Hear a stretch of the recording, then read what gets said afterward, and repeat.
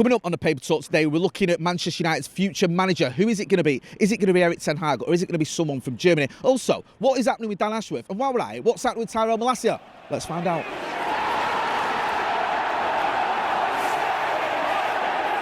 Jay here for Stretford, Paddock. This is the Paper Talk. As you can see, I'm outside Old Trafford and it's touch and go whether you need your parkers. Mine's on the floor over there, so just be mindful if you are leaving the house without one. Loads of stories to get through, so we'll crack on. But before we do, make sure you are hitting like, share and subscribe. We want to get to 750,000 subscribers by the end of the season, and with your support, yes you, we can get there. Right, there's a few stories doing the rounds, and I'm going to get into the managerial stories in a minute, but there's one I want to talk about quickly first, and that's Malacia. There was a story in The Athletic, I think it was Mark Critchley, who wrote a piece on, like, where is Malacia? What's going on with him?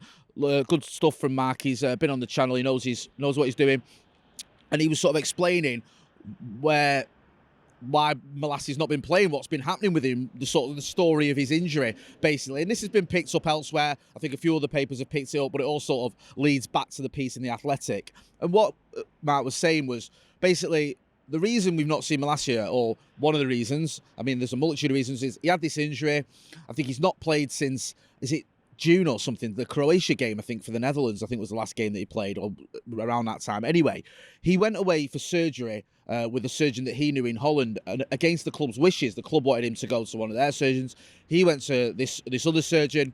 Then there was some sort of issue around his rehab. It didn't, there was still, I think, fragments around his cartilage, or fragments of cartilage after the surgery. So he had to go under the knife again. There's been a little bit of a sort of back and forth, I think, with the club and Malacia's people on what was the best course of action for him. And it obviously hasn't worked out well, because we've not seen him, and I don't think we're going to see him again this season. And it's a shame, because Malacia, in his first season, he played a big part. I think when we all looked at that transfer, and I think, was it 40 million euros? You thought 40 million euros, that's for a player who is probably going to be a squad player. You're probably not going to see that much of him. But for 40 million euros, it makes sense. An easy transfer, I think, for Feyenoord.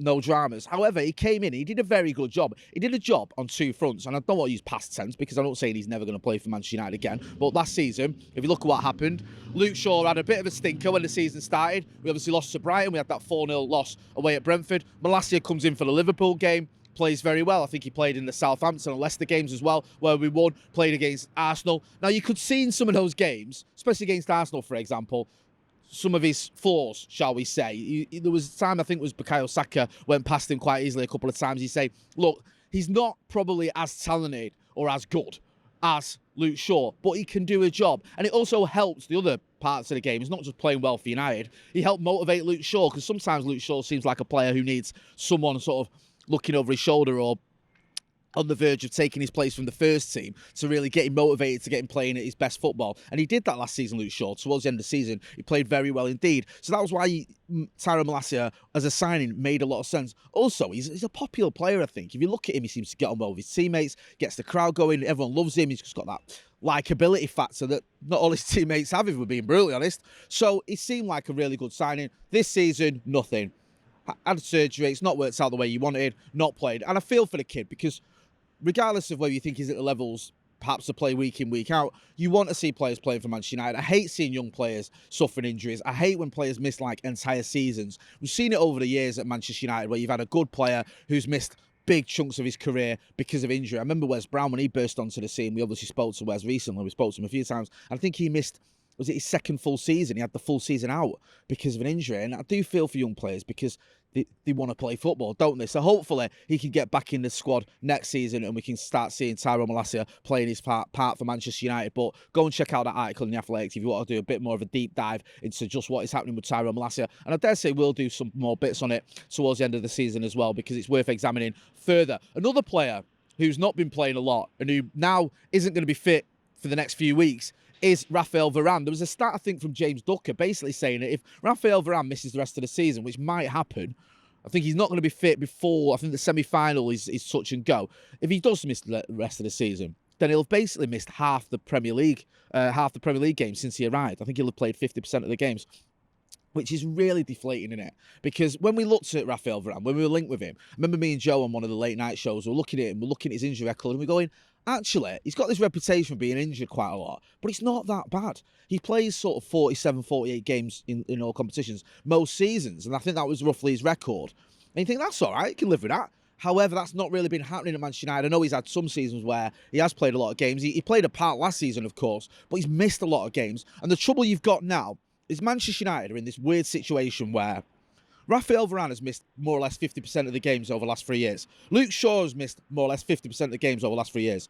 Lisandro Martinez has missed, I don't know, about a third of the games over the last 2 years, whatever it is. It might edge towards 50% of the games by the end of the season because he missed a chunk of the end of last season and more or less all of this season as well. So you've got 3 of your first choice back 4, plus Tyrone Malacia as well, missing basically half the season, or half their time at Manchester United, or half the last few seasons. I mean, you can't sustain that. You can't have a successful team when you're missing so many key players for so long. We have to deal with that, and I think the best way to deal with that is to buy some more players, basically, to buy younger, fitter, healthier players who can come in and play week in, week out for Manchester United Football Club. I'm not saying you have to get rid of all the players I've just mentioned. I still think Lisandro Martinez can have a bright future at Manchester United. I dare say that Tyrone Malacia can as well, and even Luke Shaw. Raphael Varane, I'm not so sure about. I love the kid, but I think it might be coming to the end of his Manchester United career. Get involved in the chat in the comments and let us know what you think.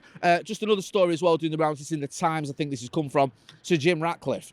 He's going to meet with Amanda Staveley, is it, from Newcastle, to try and get this Dan Ashworth deal done. It's dragging on a bit. I think Jim Ratcliffe has been quoted as saying it's a bit stupid what's going on here. He's going to meet with Amanda Staveley. Hopefully, he can get this deal sorted.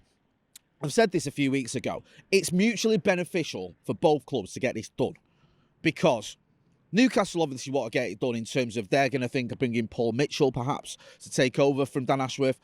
United want to get it done because we want to get Dan Ashworth in so he can help out with transfers this summer. And also, I don't think it does you any good to have a sort of rivalry or this sort of relationship with another Premier League club where you just at loggerheads. I think there will be a part of both Manchester United and Newcastle going, look, let's get this done. Let's get it over the line, and then if we've got any future business dealings, future transfer dealings, it's not going to be awkward. It's not going to be difficult. We're not dealing with them because we hate them.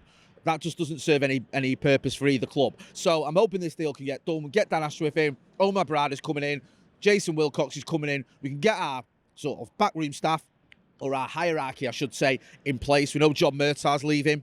The only question then is the manager. What is happening with the manager? And there's a few other reports doing the rounds this morning. There's something in the evening news talking about Julian Nagelsmann. Obviously, he's the German coach, Germany going to the Euros. Rudi Völler, who's the head of the German FA or whatever you want to call it, he was saying that a decision could be made on Nagelsmann, I keep changing the way I'm pronouncing his name, in the next few weeks. Now, a lot of people look at Nagelsmann and go, he's probably the best candidate for the Manchester United job. If you look at all the candidates that are out there, Potter, Southgate, Amorim, it doesn't look like he's going anywhere anytime soon. There's a bit of intrigue. Is he going to go to Liverpool? He came out the other day and he gave this sort of bit wishy-washy statement. Oh, I'm happy here. I'm focused on the job in hand. But there wasn't really a definitive, I'm not leaving.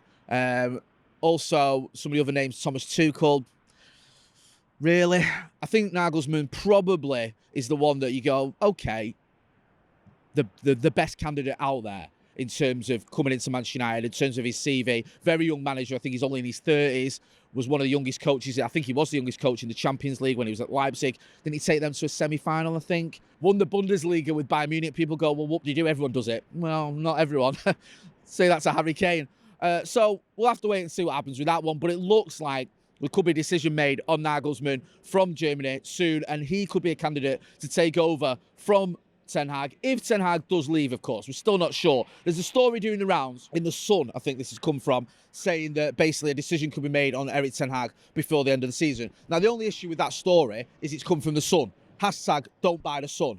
I don't trust The Sun whatsoever with stories. This is a paper that said Sheikh Jassim was taking over in the next few weeks. Remember that one? He's taking over in the next few weeks, and as far as I can tell, he's never took over Manchester United Football Club. So that was a load of rubbish. I mean, if the Sun was to publish the lottery numbers and they were my lottery numbers, I'd still throw away my ticket. That's how much I trust them. So I'm not putting too much weight behind that story whatsoever. I am putting a little bit more weight behind the story that I've seen, saying that the German FA are going to make a decision over Julian Nagelsmann, and I can understand why he's been linked with Manchester United, because he does seem like a pretty strong candidate. But hopefully, Erik Ten Hag wins the FA Cup, satisfies everyone who's doubting him, and he carries on at Manchester United and wins loads of trophies moving forward and becomes the next Sir Alex Ferguson. We can dream. Anyway, I'm going to wrap it up there. Make sure you are hitting like, share, and subscribe. If you've not done already, go and check out the Off the Bar video from yesterday. We're going to be back later on with the Brew, me and Stephen Alston, and a guest, of course. So hit like, share, and subscribe. I've been Jay Motty. This has been The Paper Talk. Thanks for watching.